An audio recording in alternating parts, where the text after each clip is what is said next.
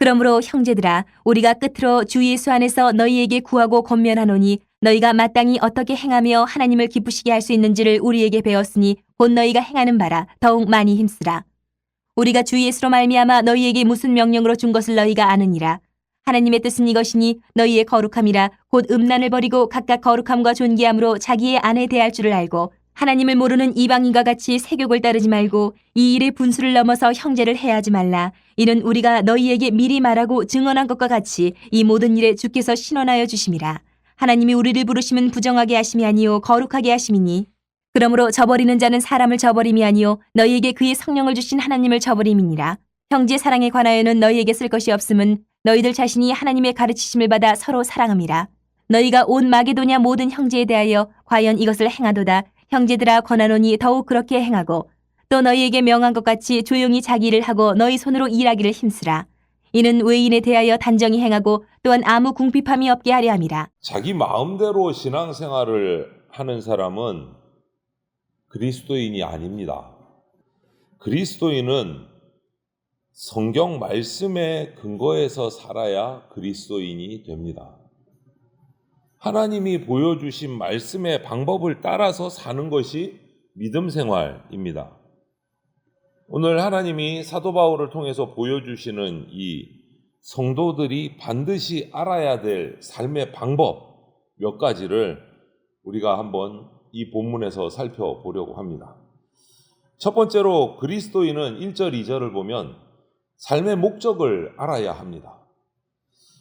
여러분, 그리스도인인 우리가 살아갈 때 삶의 가장 첫 번째 되는 목적이 뭘까요? 바로 하나님을 기쁘시게 하는 겁니다. 우리의 삶의 제일 위에 있는 목적은 하나님을 기쁘시게 하는 겁니다. 구원받기 전에는 우리 삶의 목표가 내가 기쁜 거예요. 내가 기쁜 거. 뭐 많이 벌든지 많이 가지든지 높은 자리에 오라 뭐를 하든지 내 기쁨을 위해서 합니다.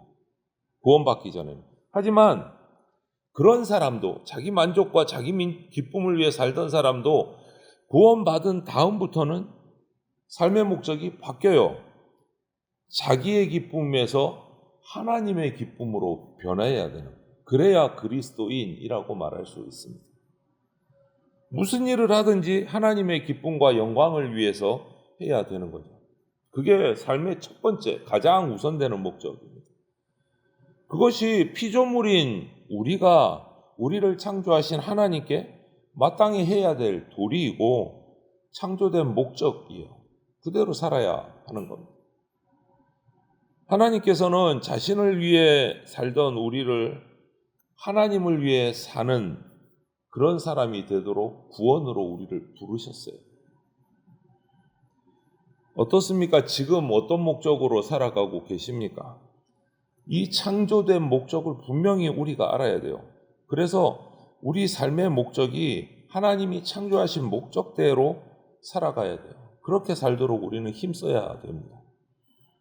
두 번째로 삶의 방법은 3절부터 6절을 보면 하나님의 뜻을 알아야 돼요.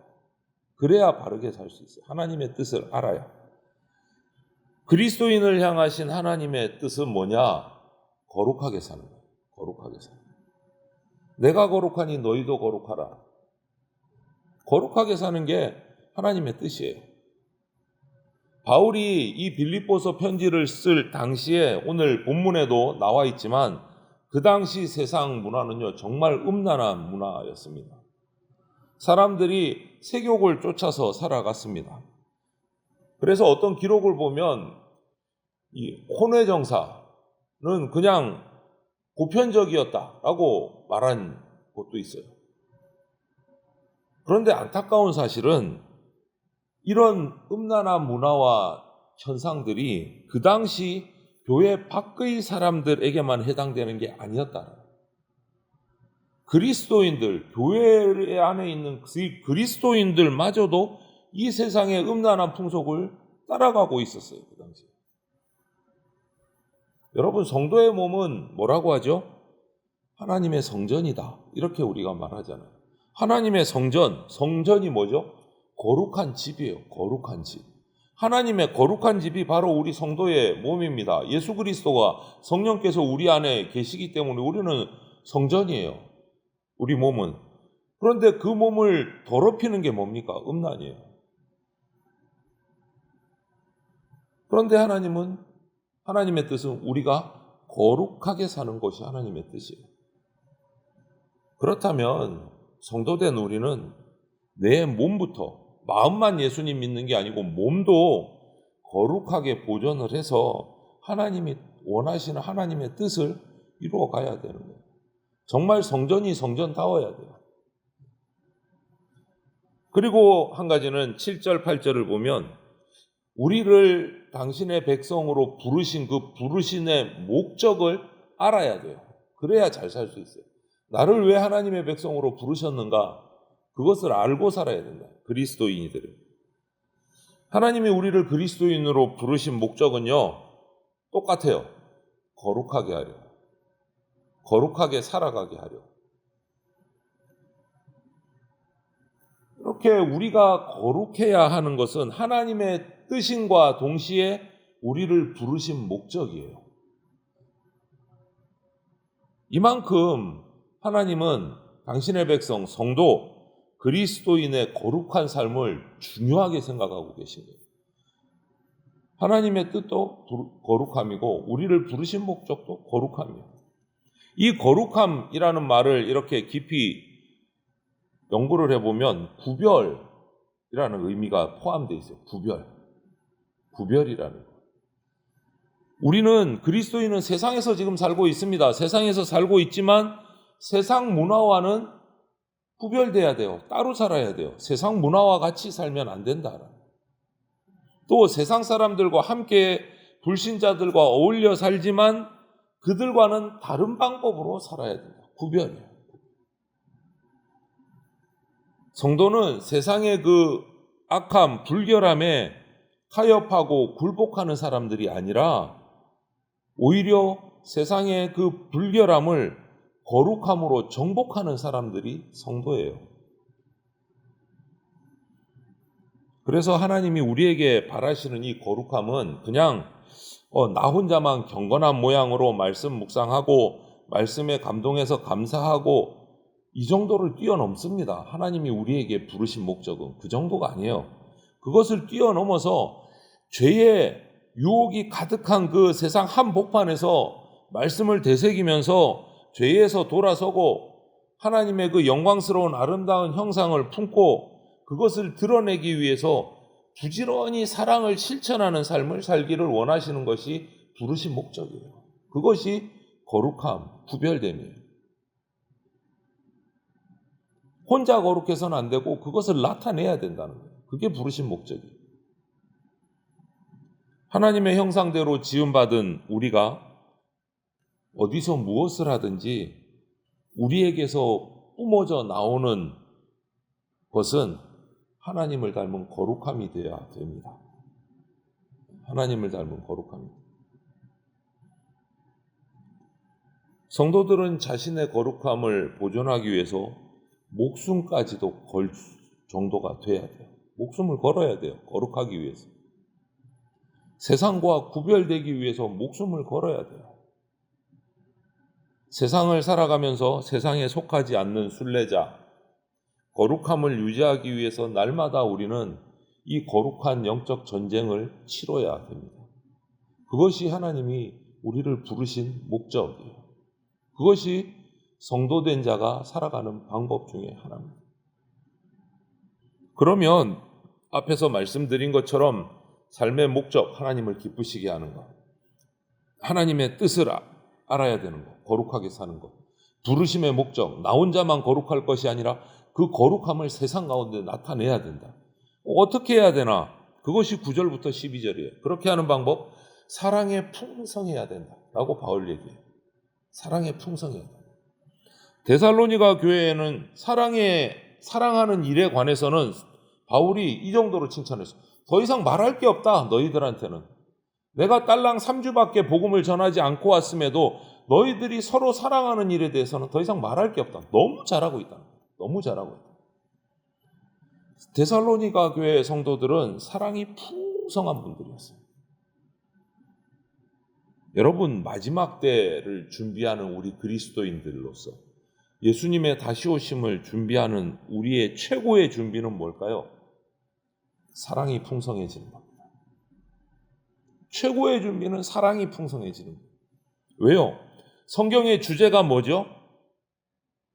사랑이에요. 그러니까 우리 그리스도인의 생활의 주제도 사랑이어야 합니다. 하나님 우리 어떻게 부르죠? 사랑의 하나님이라고 불러요.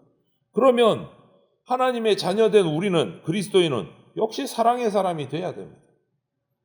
하나님이 제일 잘하시는 게 뭡니까? 독생자 예수 그리스도를 보내서 우리를 구원하시기까지 가장 잘하시는 게 사랑이에요.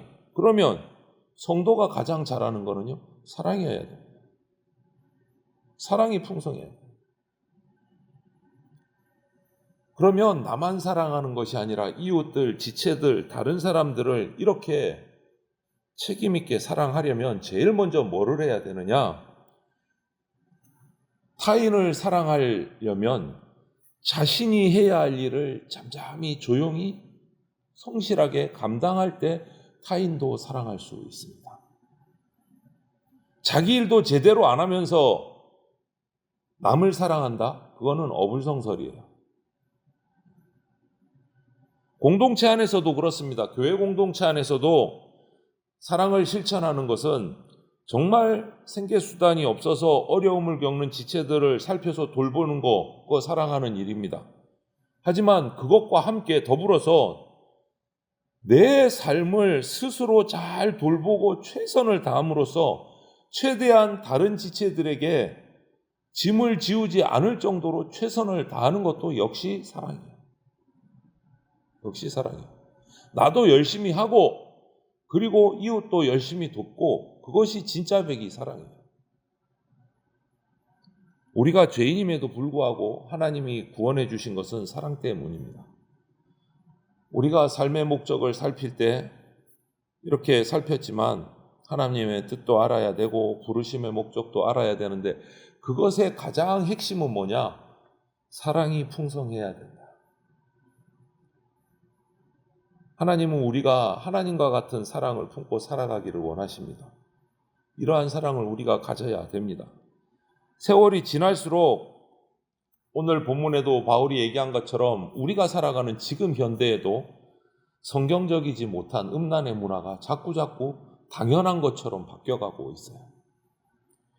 그래서 우리가 그리스도인으로서 순결과 순수한 신앙, 거룩한 삶을 지키면서 사는 것이 점점 더 어려워지고 있습니다. 하지만 우리는 그 거룩함을 지켜야 되는 그리스도인입니다. 그것이 하나님의 뜻이고 우리를 부르신 목적이에요. 그것은 변하지 않습니다. 이러한 부르심의 목적과 하나님의 뜻을 우리가 잘 기억하고 우리의 삶을 하나님의 사랑을 닮아가는 사랑의 풍성한 삶을 사는 그러한 성도들이 다 되시기를 주님의 이름으로 축원을 드립니다. 아멘.